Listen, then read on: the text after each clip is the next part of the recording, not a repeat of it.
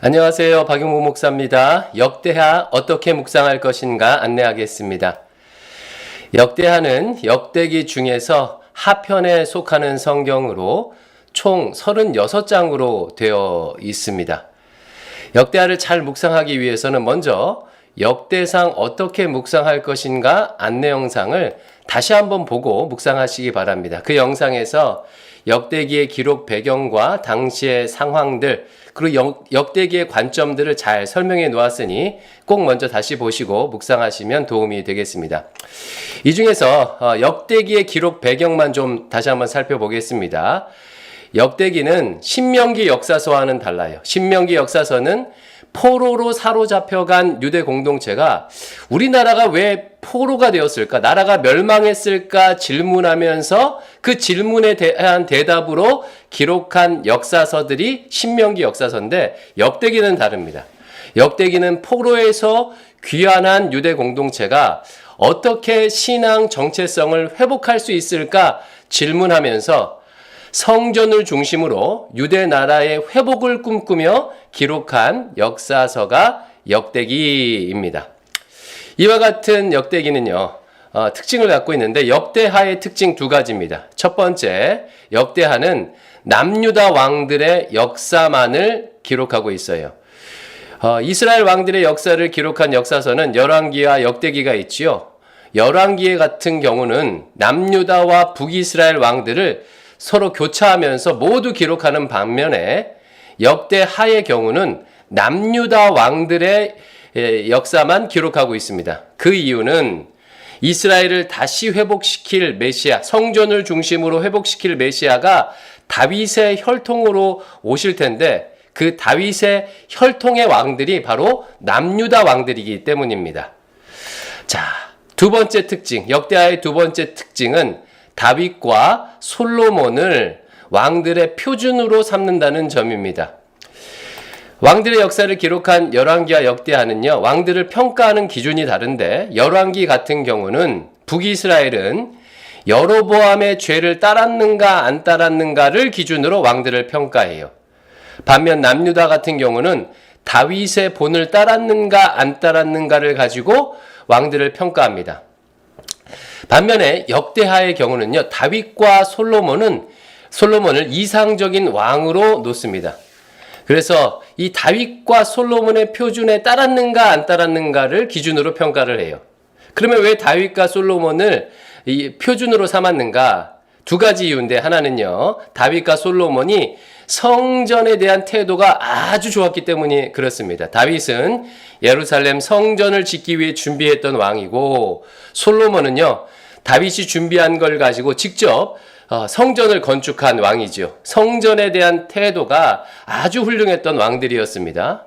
또 두 번째로는요, 다윗과 솔로몬은 하나님만을 바라며 기도했던 왕들이었어요. 다윗과 솔로몬은요, 하나님 앞에 나와서 간절히 기도하면서 하나님의 은혜를 구했는데 이 하나님만을 바라는 기도, 이것이 이제 표준입니다.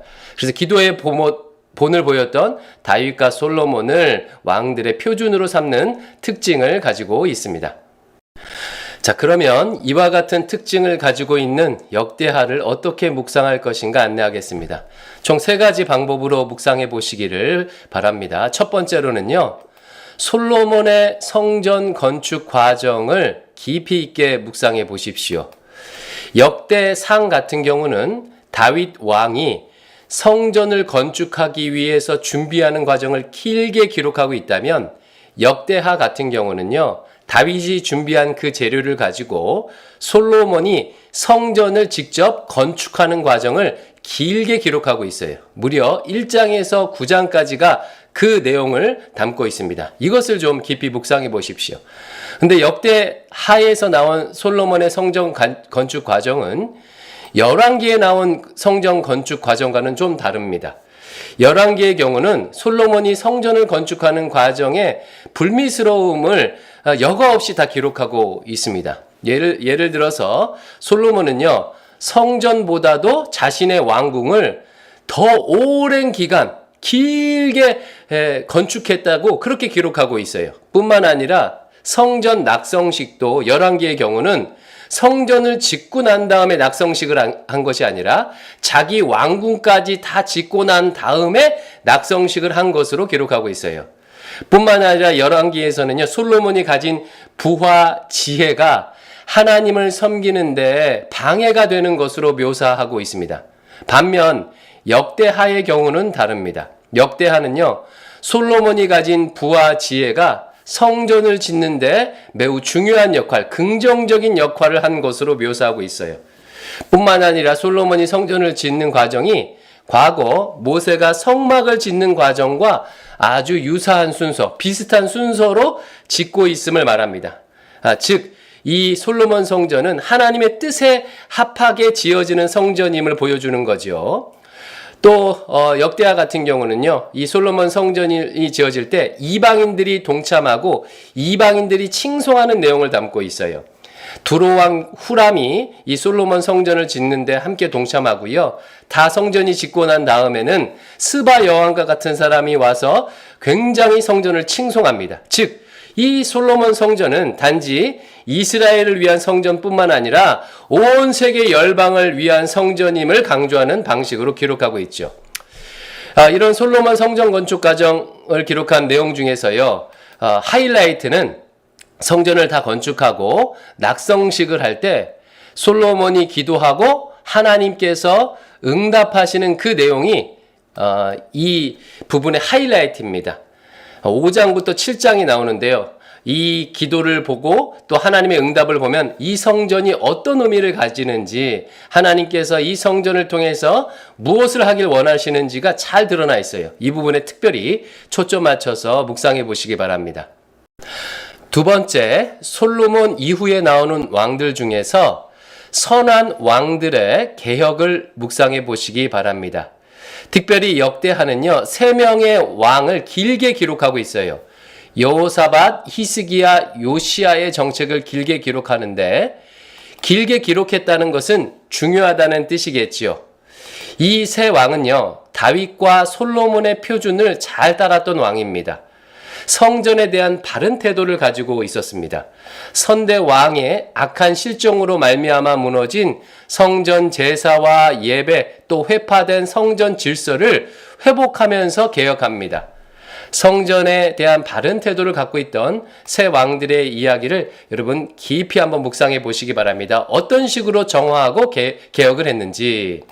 자, 마지막 세 번째로요, 왕들의 회개와 기도를 묵상해 보시기 바랍니다. 역대하는요, 회개와 기도를 강조해요. 먼저 회개입니다. 악한 왕이었던 르호보암과 므낫세가 회개하니까 용서해 주시는 내용이 나와 있습니다. 열왕기에는 이런 내용이 없어요. 므낫세 같은 경우는요, 남유다 왕 중에서 가장 악한 왕이었어요. 인신 제사를 드릴 만큼 악한 왕이었는데 그럼에도 불구하고 회개했더니 용서해 주셨더라 라는 내용이 역대하는 나와 있습니다.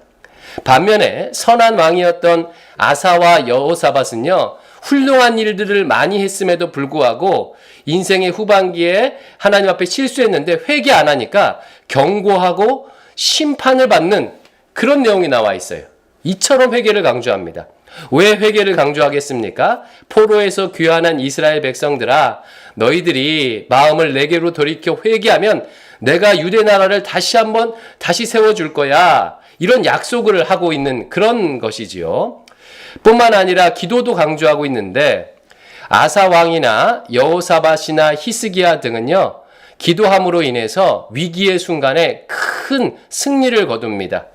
적들의 침공으로 인해서 나라가 멸망할 절체절명의 위기에 있었는데 그들은 다른 것 의지하지 아니하고 하나님 앞에 나와 하나님 앞에 간절히 기도함으로 그 위기를 벗어나고 큰 승리를 거둘 수 있었습니다. 이 내용이 자세하게 기록되어 있어요. 왜 기도를 강조하겠습니까?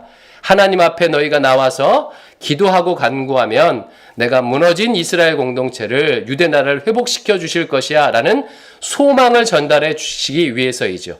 그래서요, 이 역대하의 주제 구절은 역대하 7장 14절이 됩니다. 역대하 7장 14절은 솔로몬이 낙성식 때 하나님 앞에 기도하니까 하나님께서 그 기도를 듣고 응답하시는 내용 중에 한 구절이에요. 아주 유명한 구절인데요. 내 이름으로 일컫는 내 백성이 그들의 악한 길에서 떠나 스스로 낮추고 기도하여 내 얼굴을 찾으면 내가 하늘에서 듣고 그들의 죄를 사하고 그들의 땅을 고칠지라. 회개하고 내 앞에 나와서 기도하면 회복시켜 주겠다. 이스라엘을 다시 재건해 주겠다라고 약속하는 내용이지요. 자, 세 가지 묵상 방법.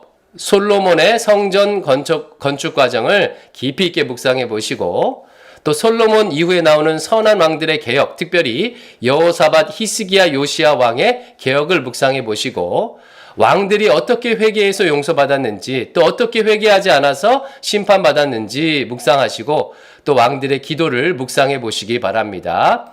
이와 같이 묵상하심으로 이번 역대하 묵상의 은혜를 듬뿍 받으시기를 축원합니다. 감사합니다.